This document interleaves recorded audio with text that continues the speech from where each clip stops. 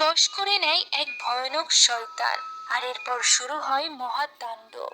সানার শরীরে থাকা ওই শয়তান একে একে খুন করতে থাকে তার সাথীদেরকে। তাকে আটকানো কোনোভাবেই সম্ভব হচ্ছিল না। সে যেন অমর হয়ে গিয়েছিল। তার এখন একটাই উদ্দেশ্য, যে কোনো 7 জনকে খুন করা। এখন এই বাড়িতে আটকে পড়া 9 জনের ভেতর থেকে কে মারা যাবে আর কে বাঁচবে, এরই লড়াই দেখতে পারবো আজকের এই সদ্য মুক্তি পাওয়া ইন্দোনেশিয়ান হরর গল্পে, যার নাম পুসাকা। তো চলুন আর দেরি না করে এখনই চলে যাওয়া যাক গল্পে। গল্পের শুরুতে আমরা একটা বাড়ির দৃশ্য দেখতে পাই, যেখানে সবকিছু ভাঙাচোরা অবস্থায় পড়েছিল। সেই সাথে পড়েছিল বেশ কয়েকজন লোকের লাশ। সেখানে বসে একজন লোক ভীষণভাবে কাঁপছিল। হয়তোবা আশেপাশের এই পরিবেশ দেখে সে ভীষণ ভয় পেয়ে গিয়েছিল। তখনই তার সামনে পড়ে থাকা ছুরিটি আপনা আপনি সোজা হয়ে যায়। এরই সাথে দৃশ্য পরিবর্তিত হয় এবং আমরা দেখতে পাই এই ঘটনার বেশ কয়েক বছর পরের দৃশ্য। আমরা নিশা নামের একজন মেয়েকে দেখতে পাই। সে তার কোম্পানির একটা প্রজেক্টের জন্য একজন কালেক্টরের বাড়িতে যাচ্ছিল। কালেক্টরের মৃত্যুর পর তার ছেলে এই বাড়িটাকে পরিণত করতে চাইছিল একটা মিউজিয়ামে। আর এই কাজটি করার জন্য নিশাদের হাতে ছিল মাত্র 3 দিন। 3 দিনের মধ্যে তাদের এই কাজটি কমপ্লিট করতে হবে, যেটা প্রায় অসম্ভব একটা ব্যাপার ছিল। তবে এমনিতেও নিশার কোম্পানিতে বেশ সমস্যা চলছিল। এটাই শেষ সুযোগ তার কোম্পানিকে আবারও দাঁড় করানোর। এ কারণেই সে তার 4 জন কর্মচারীর সাথে গিয়ে পৌঁছায় ওই বাড়িতে, যেখানে কালেক্টরের ছেলে রানা তাদেরকে ওয়েলকাম জানায়। সেখানে একজন ইতিহাস বিশেষজ্ঞ ছিল, যার নাম ছিল দীর্ঘা, এবং তার অ্যাসিস্ট্যান্ট মায়াং।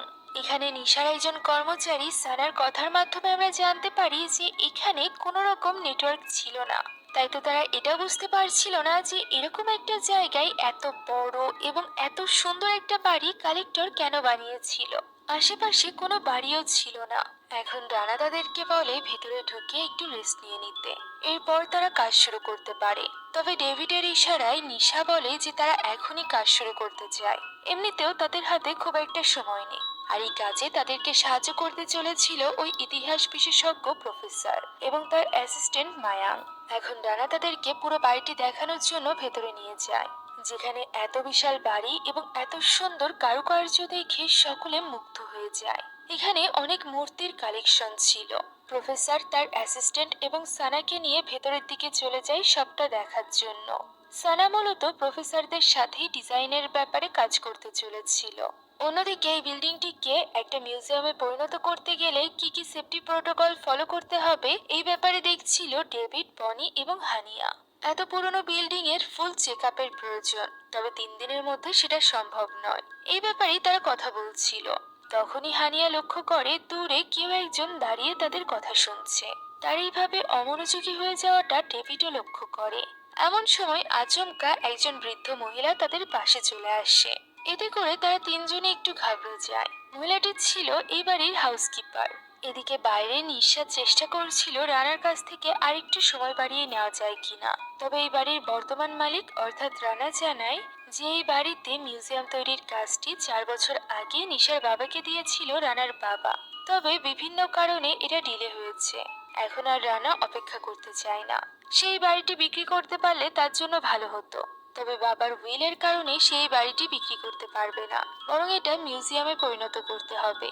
তাই নিশা যদি এই কাজটি 3 দিনের মধ্যে কমপ্লিট করতে না পারে তাহলে সে অন্য কোনো কোম্পানিকে হায়ার করবে। ফলে নিশা এখানে চাপে পড়ে রাজি হয়ে যায়। এখন সবাই সবার কাজে লেগে পড়ে। এখানে তাদের সকলের সাথে রানার একমাত্র বোন বিনিও উপস্থিত ছিল।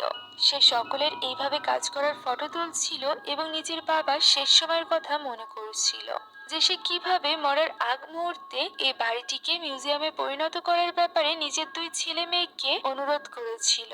ওই দিনটার কথা ভেবে রানাও অনেকটা ইমোশনাল হয়ে পড়ে। এখানে সকলে কাজ করার সময় আমরা সানার ব্যাপারে একটা জিনিস লক্ষ্য করি, যে সে এই সকল জিনিসের প্রতি অতটা শ্রদ্ধাশীল ছিল না। প্রফেসর বারবার নিষেধ করার পরও সে সব জিনিসগুলো নিয়ে বেশ মজা করছিল। সে যে খুব একটা ভালো মানসিকতার মানুষ না সেটা আমরা একটু পরেই জানতে পারি, যখন বিনি একা একা বসে সকলের ছবি দেখছিল। এখানে হানিয়ার ছবিও ছিল। সানা তার কাছে আসে এবং বলে হানিয়াকে কি তার কাছে পরিচিত মনে হচ্ছে। বিনি এই কথার কোনো উত্তর না দিয়ে সেখান থেকে চলে যেতে যায়। এমনিতেই সে খুব একটা কারোর সাথে কথা বলা পছন্দ করে না। তবে সানা তাকে জোর করে একটা ভিডিও দেখায়। এই ভিডিওটি ছিল হানিয়ার এমএমএস। আর এই লজ্জাজনক ভিডিওটি হানিয়ার এক্স হাজবেন্ড ধারণ করেছিল এবং তাদের ডিভোর্সের পর সে এটা আপলোড করে দিয়েছিল ইন্টারনেটে। এই নিয়ে অনেক বড় কেসও হয়েছিল, যে ব্যাপারে বিনিও শুনেছিল। তবে সে এখানে এই ব্যাপারটা নিয়ে মজা পাচ্ছে না, বরং তার তো হানিয়ার জন্য খারাপ লাগছে। ব্যাপারটা দেখে সানার ভালো লাগে না, তাই সে সেখান থেকে উঠে চলে যায়। এরপর আমরা সকলকে একসাথে ডিনার করতে দেখি। খাবার খাওয়ার সময় প্রফেসর বিনিকে প্রশ্ন করে যে সে রানার ব্যাপারে তো জানে, তবে বিনি এই বাড়িটার কোনো অংশ চায় কিনা এই ব্যাপারে সে জানতে চায়। তখন বিনির হয়ে রানা জানায় যে বিনি একজন ফটোগ্রাফার হতে চায়, তাই তো তার এই বাড়ির প্রতি কোনো রকম ইন্টারেস্ট নেই। এই বাড়িতে রাখা হিস্টোরিক্যাল সব জিনিসপত্র নিয়ে মিউজিয়াম করার ইচ্ছা তাদের বাবার ছিল, যে ব্যাপারে তাদের দুই ভাই বোনেরই কোনো আপত্তি নেই। আমরা এখানে দেখতে পাই হানি আর বিনিকে বেশ ভালো লাগছিল, কেননা তার মন অনেক ভালো ছিল। বিনি এখানে অন্য কোনো ব্যাপারে কথা বলতে চাইলে সারা তাকে মনে করিয়ে দেয় ওই ভাইরাল ভিডিওটার ব্যাপারে। তার এই কথা শুনে খাবার টেবিলে বসা সকলে বেশ অপ্রস্তুত হয়ে পড়ে। হানিয়াও বুঝতে পারে যে তার ভিডিওর ব্যাপারেই এখানে কথা হচ্ছে। ডেভিড তাকে একটু শান্ত করার চেষ্টা করে। এরই মধ্যে হঠাৎ লাইটগুলো ফ্লিকার করতে আরম্ভ করে। রানা জানায় যে এই বাড়ির ইলেকট্রিসিটির কাজ এখনো চলছে, তাই আজ রাতেও এমনটি হতে পারে, তাই তারা যেন ঘাবড়ে না যায়। এই কথা শুনে বিনি প্রশ্ন করে আজ রাতেও কি তারা এখানে থাকতে চলেছে। উত্তরে রানা বলে যেহেতু নিশারা এখানে কাজ করবে তাই তাদের দুজনকে এখানে উপস্থিত থাকতে হবে। এই কথা শুনে বিনি অনেক বেশি রেগে যায় এবং সেখান থেকে উঠে চলে যায়।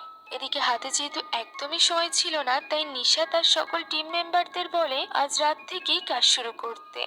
এখন খাওয়া দাওয়া শেষ করে আমরা ডেভিড এবং হানিয়াকে দেখতে পাই, যারা কিনা বাইরে বসে কথা বলছিল।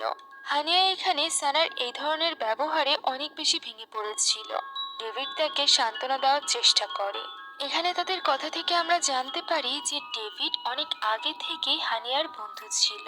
সে তাকে ওই লোককে বিয়ে করা থেকেও আটকানোর চেষ্টা করেছিল, তবে হানিয়া তার কথা শোনেনি, কেননা সে তার এক্স হাজবেন্ডকে প্রচন্ড ভালোবাসতো। বিয়েতে থাকাকালীন হানিয়াকে যা কিছু সহ্য করতে হয়েছে তার ট্রমা থেকে সে এখনো পর্যন্ত বের হতে পারেনি, তবে ডেভিড তার সবসময় পাশে ছিল।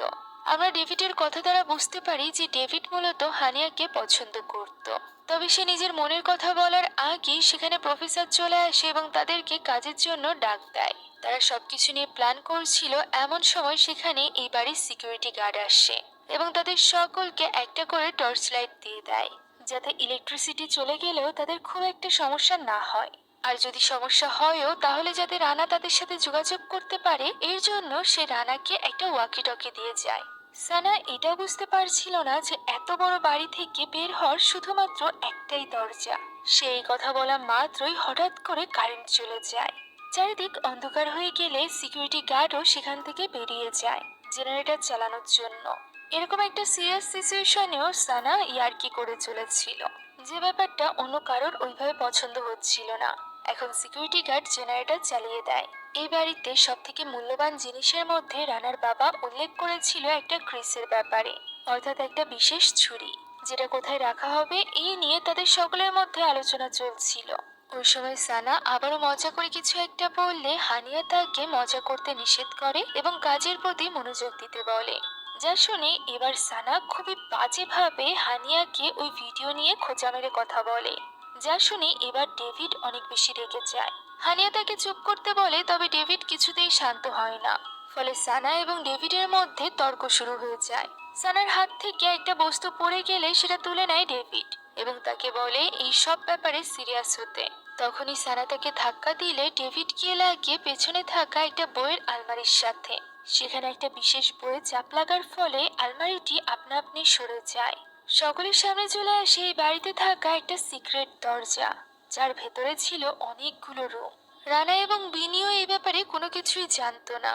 এখন তারা সকলে আস্তে আস্তে করে ভেতরে প্রবেশ করে।